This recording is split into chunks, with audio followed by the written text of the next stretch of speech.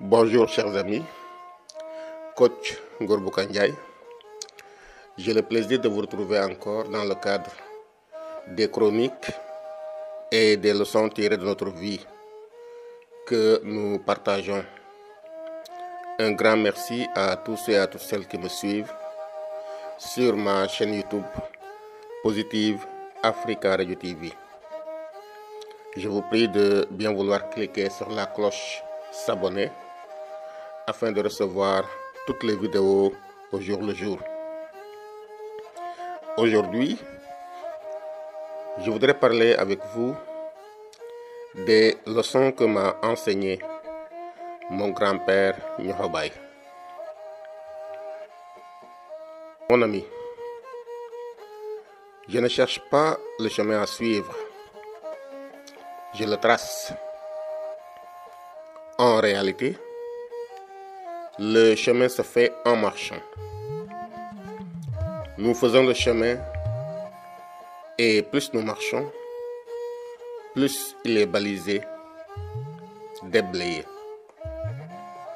Ce chemin, il est d'abord intérieur avant d'être extérieur. C'est en nous que nous le traçons sur fond de conviction, de principes, de découverte de nous-mêmes et de croyances forgées, maintenues et entretenues qui font de nous l'homme ou la femme que nous sommes. Sur ce chemin, nous rencontrons et découvrons l'homme, cet autre moi-même qui se cherche et se cogne souvent à sa conscience meurtrie, martyrisée et des fois même carbonisée. Nous sommes cet homme qui tente d'exister, tout en niant sa véritable nature, pour essayer de devenir celui qu'il n'est pas, parce qu'il suit des règles sociales qui s'imposent à lui et font de lui ce fantôme qui n'est plus que l'ombre de lui-même.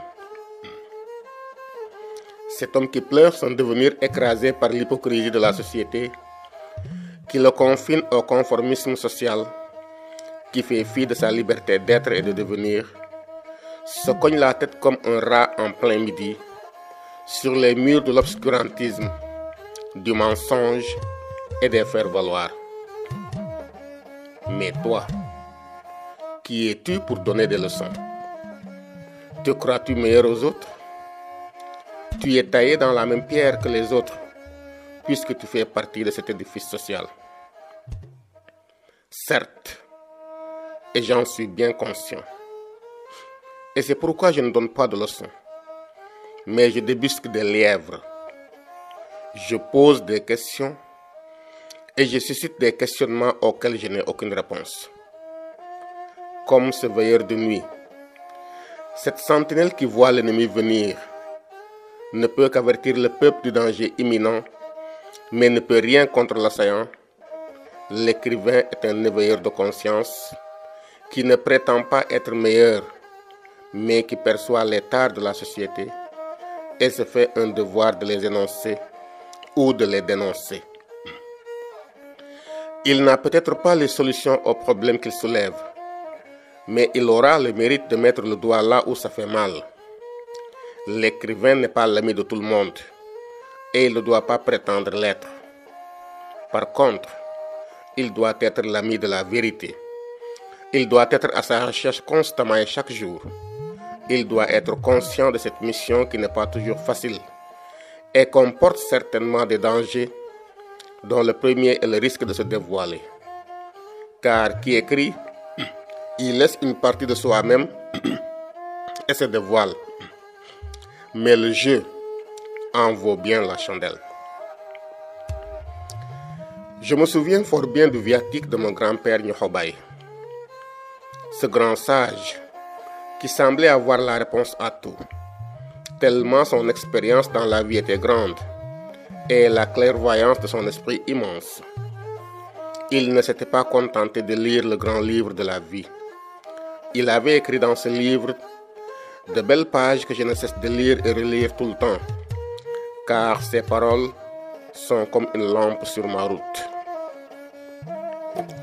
Mon grand-père Nyahobaye me disait, être un homme, ce n'est pas seulement porter le pantalon ou attacher la ceinture, mais c'est savoir être présent quand les siens ont besoin de toi, mettre la famille au devant de tout et accepter tous les sacrifices pour son épanouissement, car la famille est sacrée.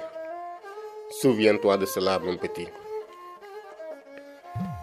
Mon grand-père Nyahobaye me disait, être courageux, ce n'est pas oser affronter un lion et le tuer sans avoir peur, mais c'est avoir peur en voyant un lion, vaincre cette peur, la dominer et faire fuir le lion sans lui ôter la vie. Cela demande un grand cœur, une grandeur d'esprit, une humanité profonde.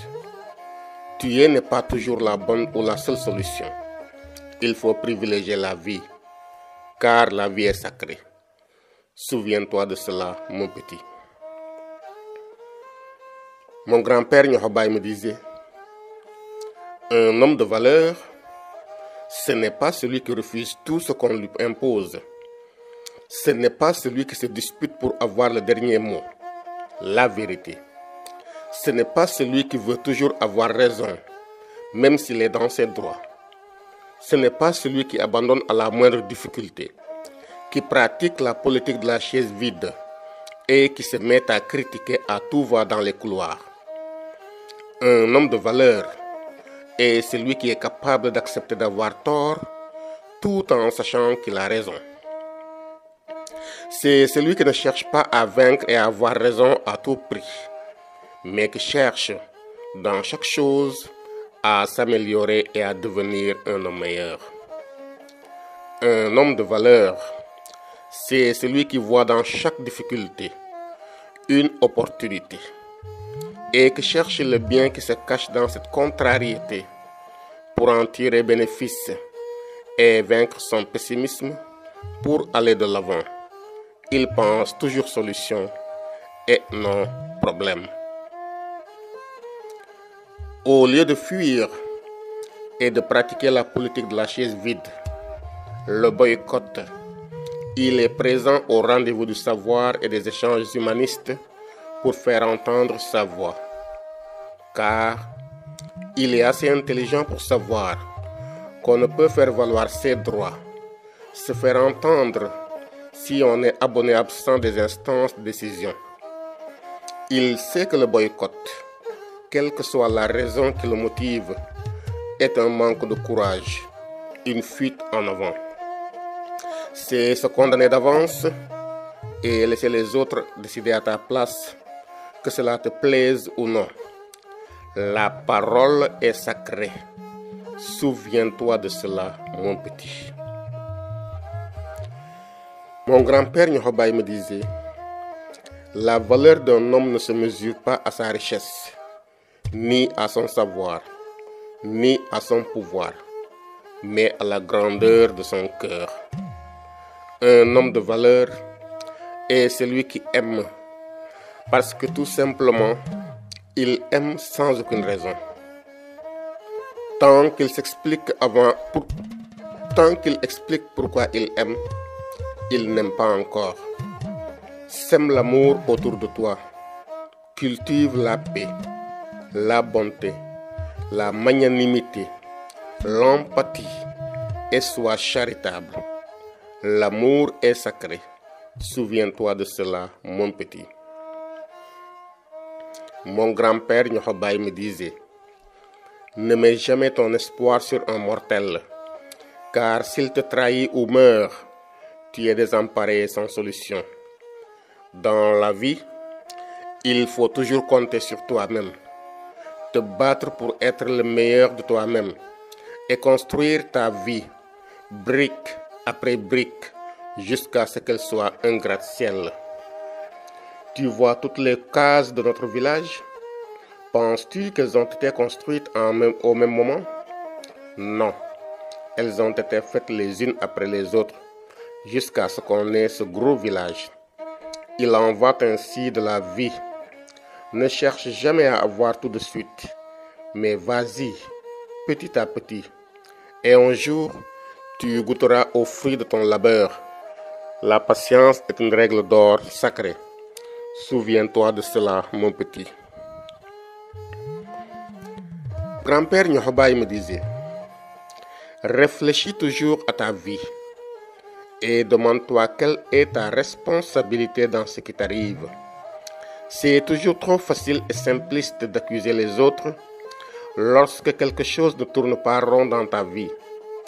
Et ta responsabilité dans tout cela. Nous avons tous une responsabilité dans ce qui nous arrive.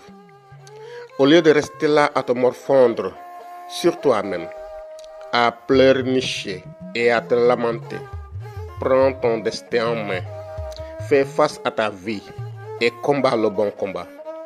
Il y a des choses que tu n'obtiens pas encore dans ta vie parce qu'elles ne sont pas bonnes pour toi. Mais si tu tires trop sur la ficelle, tu peux les obtenir, mais à tes risques et périls. C'est une loi de la nature que comprennent fort aisément les hommes sensés. Grand-père, tes enseignements me manquent beaucoup encore, mais tes paroles, gravées dans ma mémoire, guident encore mon chemin et sont le viatique de ma vie. Et Madame la vie, je voudrais te dire que écrire, c'est se dévoiler un peu. Écrire, c'est mourir un peu. Écrire, c'est vivre une autre vie. Écrire, c'est tout simplement exister. Et coexister avec cet autre moi qui me scrute, me juge et refuse d'être moi. Ah, les joies et les misères de l'écrivain, c'est toute une vie. Dans le laboratoire des idées perdues, où la pensée féconde l'émotion, une étincelle d'inspiration brûle la paille de l'imagination et crée le feu immense de la production, où les méninges sont les souffres-douleurs d'une mer de mots qui coule au tréfonds de l'âme de l'écrivain. Il gesticule, refuse, s'use, fait la sourde oreille, mais rien n'y fera. Tant qu'il n'a pas accouché les pensées longtemps gardées dans son cœur, l'écrivain est comme cette femme dont la grossesse est arrivée à terme et qui est dans la douleur de l'enfantement, où se mêlent la joie d'accueillir un petit bout de bois de Dieu et la douleur de l'accouchement. Cette angoisse comprime la poitrine de l'écrivain, celui-là qui, tel un Dieu, plonge dans la mer de l'inspiration sans savoir pourquoi. Il perd la notion d'espace et de temps. Il écrit à temps et à contre-temps, tout en essayant de respecter les temps. Il ne réfléchit pas, il ne pense pas, il écrit tout simplement comme si la main de Dieu tenait le stylo et traçait les signes kabbalistiques qui font ressurgir les secrets de la création. Création, vous dites?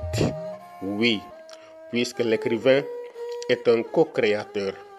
Créateur par la magie du verbe, créateur par la puissance de la plume, créateur par la transcendance de l'imaginaire. La joie de l'écrivain, après la production d'une œuvre littéraire qui est passée par moult péripéties, est immense. Il la garde, il la regarde, et sans jeter un regard derrière, se projette déjà vers l'avenir, prêt à vivre une autre expérience tout aussi exaltante que la précédente. Mais les misères de l'écrivain sont immenses également.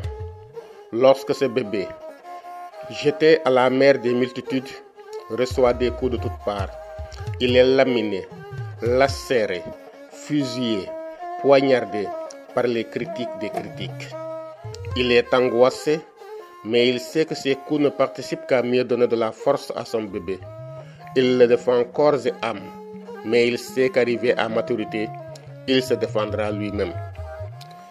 L'écrivain avec ses angoisses existentielles, qui se pose les questions essentielles, qui peine à trouver des réponses et qui se débat dans un monde d'incompréhension et de jugement hâtif.